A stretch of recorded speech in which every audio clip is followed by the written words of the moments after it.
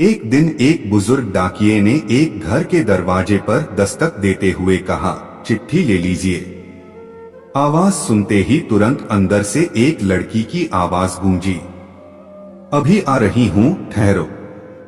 लेकिन लगभग 5 मिनट तक जब कोई न आया तब डाकिये ने फिर कहा, अरे भाई, कोई है क्या? अपनी चिट्ठी ले लो।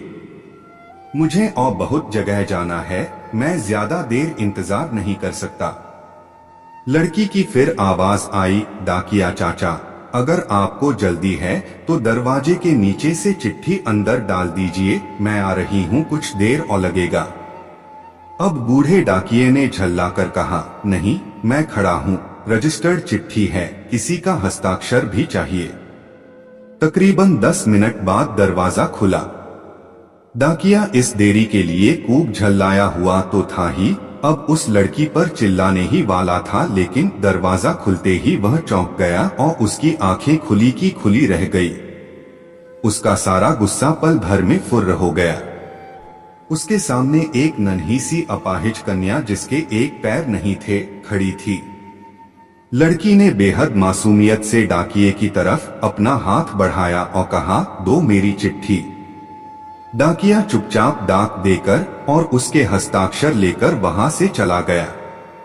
वो अपाहिज लड़की अक्सर अपने घर में अकेली ही रहती थी। उसकी मां इस दुनिया में नहीं थी और पिता कहीं बाहर नौकरी के सिलसिले में आते जाते रहते थे। उस लड़की की देखभाल के लिए एक काम वाली बाई सुबह शाम उसके साथ घर में रहती थी, लेकिन परिस्थितिवश दिन के समय वह अपने घर में बिल्कुल अकेली ही रहती थी। समय निकलता गया। महीने 2 महीने में जब कभी उस लड़की के लिए कोई डाक आती, डाकिया एक आवाज देता और जब तक वह लड़की दरवाजे तक न आती तब तक इत्मीनान से डाकिया दरवाजे पर खड़ा रहता। धीरे धीरे दिनों के बीच मेलजोल और भावनात्मक लगाव बढ़ता गया। एक दिन उस लड़की ने बहुत गौर से डाकिये को देखा तो उसने पाया कि डाकिये के पैर में जूते नहीं हैं। वह हमेशा नंगे पैर ही डाक देने आता था। बरसात का मौसम आया। फिर एक दिन जब डाकिया डाक देकर चला गया तब उस लड़की ने, जहां गीली मिट्टी में डाकिये के पांव के निशान बने थे, उन पर कागज रखकर उन पांवों का चित्र उतार लिया। अगले दिन उसने अपने यहाँ काम करने वाली बाई से उस नाप के जूते मंगवाकर घर में रख लिए। जब दीपावली आने वाली थी उससे पहले डाकिये ने मोहल्ले के सब लोगों से त्योहार पर बख्शीश चाही। लेकिन छोटी लड़की के बारे में उसने सोचा कि बच्ची से क्या उपहार मांगना, पर गली में आया हूं तो उससे मिल ही लूं। साथ ही साथ डाकिया ये भी सोचने लगा कि त्योहार के समय छोटी बच्ची से खाली हाथ मिलना ठीक नहीं रहेगा। बहुत सोच विचार कर उसने लड़की के लिए 5 रुपए के चॉकलेट ले लिए। उसके बाद उसने लड़की के घर का दरवाजा खटखटाया। अंदर से आवाज आई, कौन? मैं हूं गुड़िया, तुम्हारा डाकिया चाचा। उत्तर मिला। लड़की ने आकर दरवाजा खोला तो बूढ़े डाकिये ने उसे चॉकलेट थमा दी और कहा, ले बेटी, अपने करीब चाचा के तरफ से। लड़की बहुत खुश हो गई और उसने कुछ देर डाकिये को वहीं इंतजार करने के लिए कहा। उसके बाद उसने अपने घर के एक कमरे से एक बड़ा सा डब्बा लाया और उसे डाकिये के हाथ में देते हुए कहा, चाचा, मेरी तरफ से दीपावली पर आपको यह भेंट है।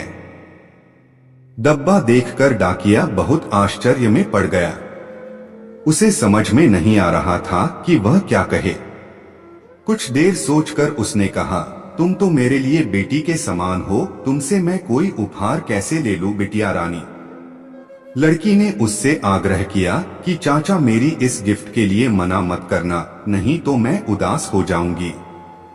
ठीक है, कहते हुए बूढ़े डाकिये ने पैकेट ले लिया और बड़े प्रेम से लड़की के सिर पर अपना हाथ फेरा, मानो उसको आशीर्वाद दे रहा हो। बालिका ने कहा, चाचा, इस पैकेट को अपने घर ले जाकर खोलना। घर जाकर जब उस डाकिये ने पैकेट खोला तो वह आश्चर्यचकित रह गया, क्योंकि उसमें एक जोड़ी जूते थे। उसकी आंखें डबडबा गई।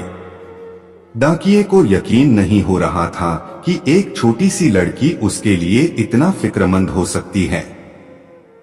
अगले दिन डाकिया अपने डाकघर पहुंचा और उसने पोस्टमास्टर से फरियाद की कि उसका तबादला फौरन दूसरे इलाके में कर दिया जाए।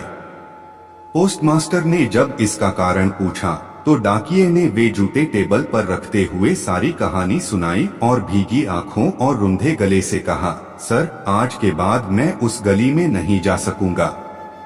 उस छोटी अपाहिज बच्ची ने मेरे नंगे पांवों को तो जूते दे दिए, पर मैं उसे पांव कैसे दे पाऊंगा।